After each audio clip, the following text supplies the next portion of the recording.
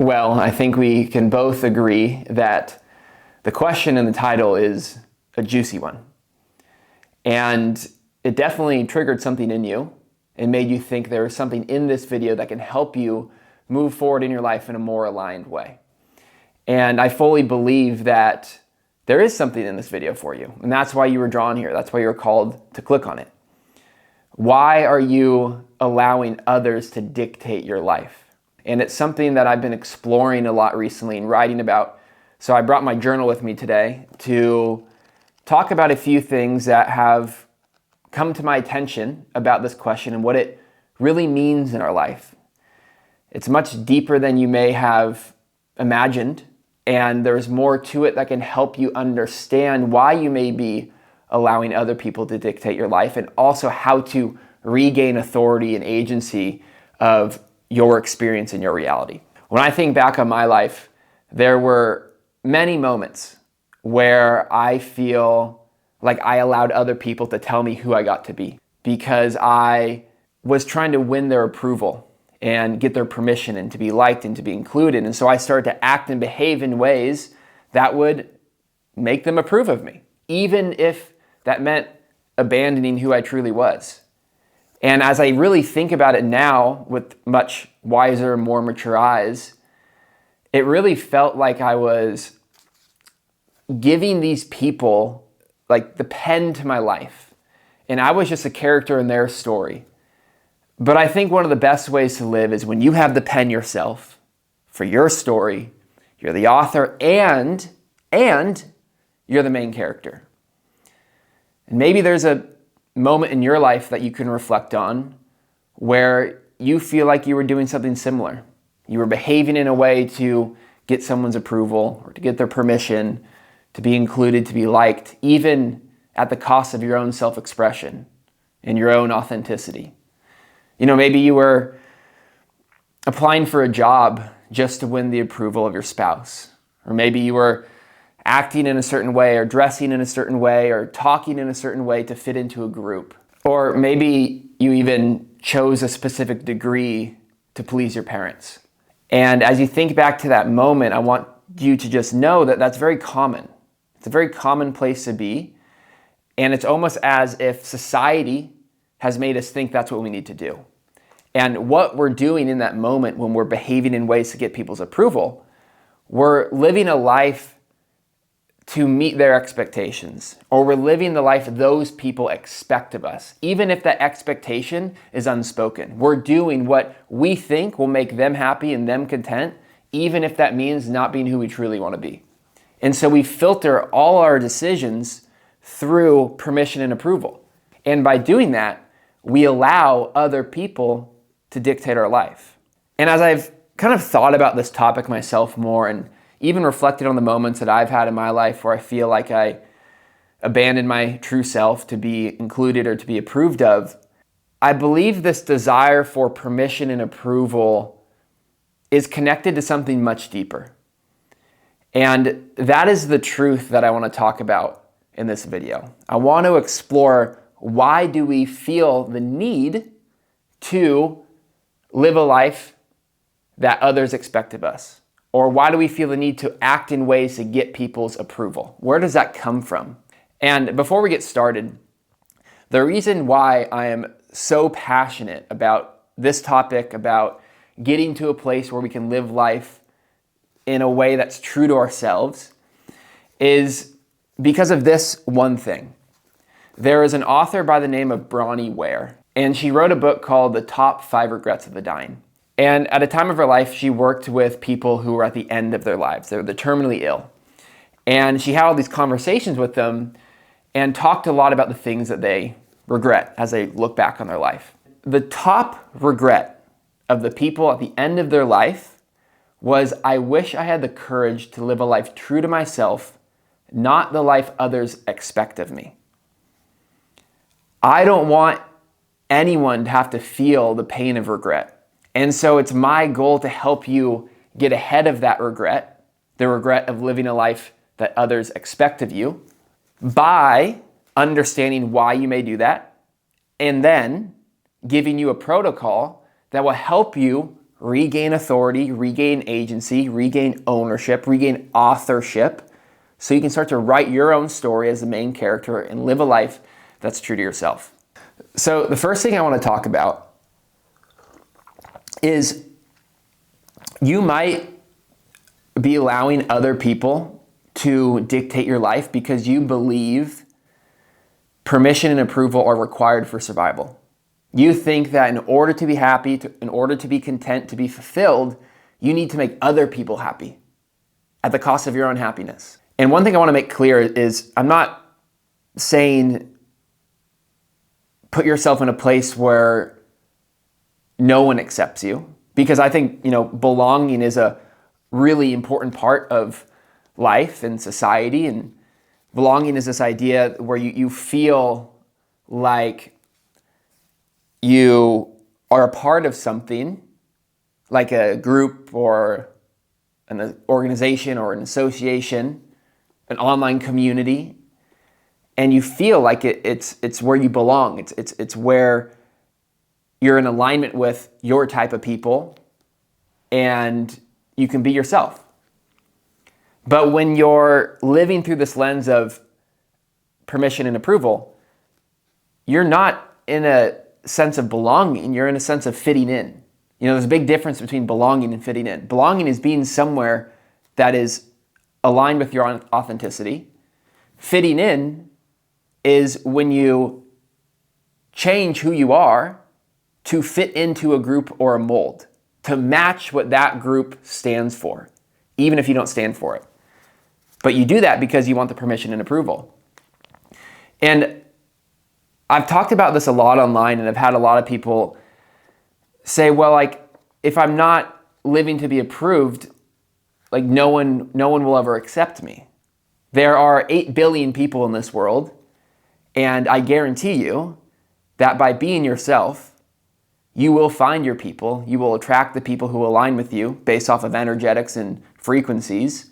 And what I found through my own experience is by being my authentic self, I find that people accept me more because I'm leading from a place of authenticity and being genuine. And then I go, oh, so I don't have to lose myself to be accepted. I don't have to aim for acceptance or permission to get it or to feel it. I can actually have that same need met by just being myself. And as we think about this idea of belonging and fitting in, and is permission and approval a survival requirement, I want you to sit with this question. Do you believe that by being your authentic self, you can attract the people that align with who you are? Do you think that leading with authenticity will lead you to a more fulfilling, aligned life? And, if you're in a place where you still think you need that permission and approval, it might be a little more challenging for you to get to a place where you can believe that being yourself will align you with the right people. But it's my hope with the protocol that I'm going to share at the end of this video that it can help you get there quicker. It can help you realize that, yes, I can be who I want to be. I can allow myself to be who I want to be. And I will be accepted by people by being that person and being that version of myself. And the next part I want to talk about is this idea that you might live for others, or you might allow other people to dictate your life because you're afraid of being exiled or excluded from a group. You might act in certain ways so that people don't push you away, or so you don't have to face the fear of what may happen in that social group if you do act as your true self. This fear of exile stems from a much deeper part. And so I want to read this quote that I found from Kipling Williams, who was an American social psychologist known for pioneering research on social influence. And he said that ostracism, which is being excluded from society or a group, threatens 4 fundamental human needs. We have belonging, self-esteem, control, and meaningful existence. Not only that, but neuroscience shows that the brain experiences social exclusion as a threat, and it activates the same neural pathways in your brain as physical pain. Being excluded from a group makes your brain think that you're in physical pain. And your brain's job is to protect you from anything that's dangerous, negative, stressful. And so it's going to avoid doing things that may cause that response. And when we think about both these examples from Kipling Williams and this idea from neuroscience, it really reveals, why this fear of exile is present in your life. And because this fear is real, it becomes a filter for how you live. Instead of living as your unapologetic self, you decide to leave that version of yourself behind, leave them at the door, leave them outside the group, and behave in ways that are going to be accepted and approved and included. I think that's a really fair place to be. And like I said earlier, I did that myself because I was afraid to be excluded. I was afraid to be the target or to be made fun of. And so I thought, hey, if I dim my light, if I act in a way that isn't true to me, but it's true to them, I'll just blend right in and I'll be almost invisible. They won't even realize I'm there and they won't be able to make fun of me or push me out. They won't be able to exclude me anymore because I'll be one of them, even if that means deep down in my heart and soul, I know I'm not myself. And so my question for you is, although safety matters, are you really safe if you're living for other people at the cost of your authentic self? To me, and in my own experience, it's a very reckless and dangerous way to live. And it leads you down the path of allowing other people to dictate how you get to live and who you get to be. The next idea I want to talk about is this idea that you might live for other people because you think living for yourself or choosing yourself is selfish. And I want to share this quote with you from Alice Miller, who wrote The Drama of the Gifted Child. She writes, "The child learns to abandon his true self in order to meet the expectations of others." From childhood, many of us are taught to be good or to be agreeable and not cause any conflict. And this conditions us to behave and act in ways that make us good and make it so we're not doing things wrong. And because this is how we were brought up and conditioned even by society, choosing ourselves feels wrong. Living for yourself feels wrong because it might cause conflict. It might cause people to not agree with who you are. And that may make them upset. That may make them think differently about you. That may cause difficult conversations. It may cause friction and tension. And it's safer for us to just not be who we truly want to be or not choose ourselves and instead shape-shift in ways that we know won't cause any conflict. And there comes a time in life where you have to realize that you deserve to be who you want to be. And there may be people that don't agree with that. But that's not your problem. That's not your task. Your task, your responsibility is to be who you want to be. And here's the most uncomfortable part for me when it comes to not choosing yourself because you want other people to accept you. You will make other people happy, even if that means you're discontent. You will make other people proud, even if that means you're ashamed. You will make other people content, even if that means you're anxious about your future. And you start to live through this lens of, my number one priority is not me, it's them.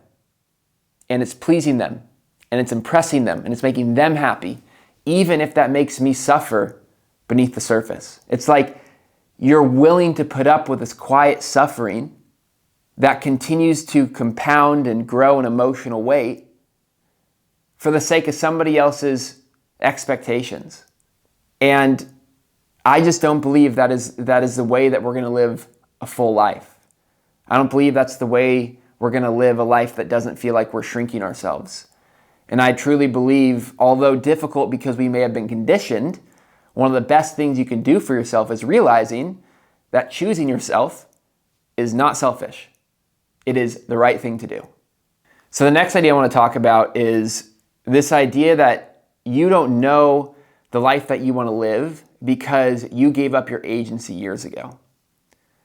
There is a very real chance that you have no clarity or you can't get clear on the life that you want to live because in many years past, you decided in your brain and your heart and soul that the right thing for you to do was to live for other people. And so what that did is that cut all the desires out of your life, or it closed the door for those desires to find their way in because you made yourself believe that wasn't a possibility. That living for yourself or getting clear on the life that you want and living that life wasn't a real possibility or opportunity. And the only thing that mattered was living for other people. And if you're living for other people, why would you need your own desires? Why would you need to have your own clarity? Why would you need to know the life that you want to live?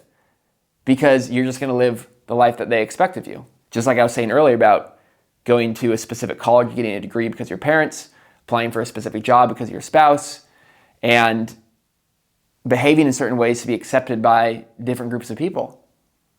There's no reason for you to know what you want if your main and dominant intent is to do what they want you to do.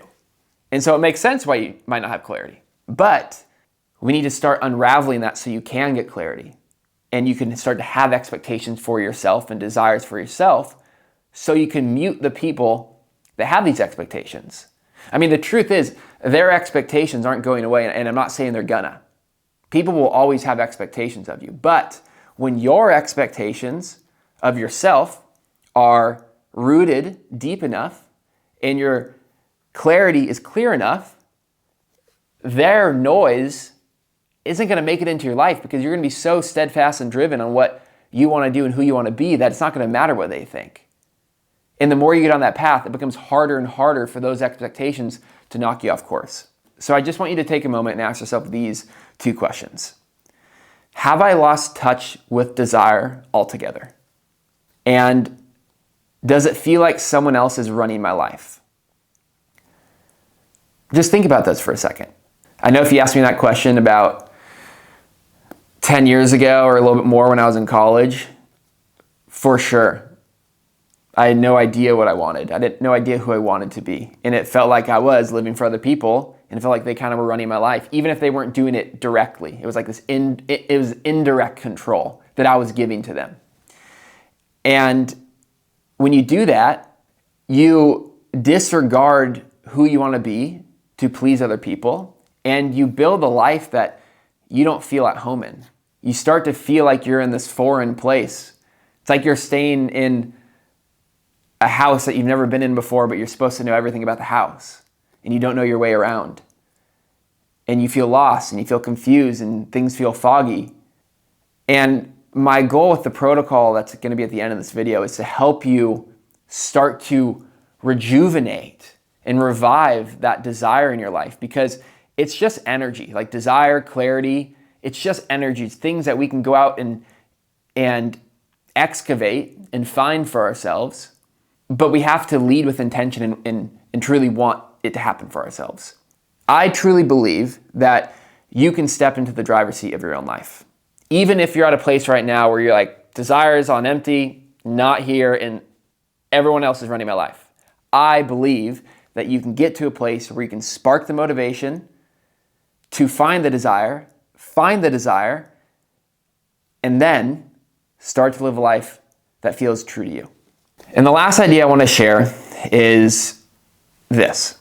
The greatest lie that makes people throw away their lives and live for other people is they believe something bad is going to happen if they choose themselves. And there's this great quote from Daniel Kahneman. He's the author of Thinking Fast and Slow. And he says, what people fear is often not what actually happens. And so when we think about living for ourselves and choosing ourselves, we've been sold this lie that if we do that, something bad is going to happen. People are going to exclude us. People are going to exile us. We're going to experience rejection, or our life is going to collapse and crumble to pieces. And I think if we think about that more in real moments, the things that we're fearing are not being invited to the birthday party, not being included in the group text, or feeling like we're just alone and isolated all the time and we don't have people around because no one accepts us. Those are the things that we fear. And it makes us go, oh my God, I don't want to experience that. I want to avoid that at all costs. And so I'm going to not choose myself and live for other people. And so this lie about what will happen is running our life. It's the undertone of our reality, and it's defining how we're going to live. And it's one of the root causes of allowing other people to dictate our life because we're afraid of what might happen. But as the quote said, what people fear is often not what actually happens. And what you'll realize is that when you do choose yourself, nothing bad happens. And you're left realizing that this fear was made up. And it's just your brain trying to protect you from what might happen. But then you realize the good that's actually on the other side of that fear. It's living a life that's fulfilling. It's being aligned with the right people, the right groups, the right communities. And it's feeling like you're living a life true to yourself so you can avoid the top regret of the dying. I wish I had the courage to live a life true to myself, not the life others expected of me. Or in other words, I wish I lived a life true to myself. Simple as that. While it may be scary to take that first step in living a life that's true to yourself, I fully believe in you, and I know that you're capable of finding that courage within to make that step.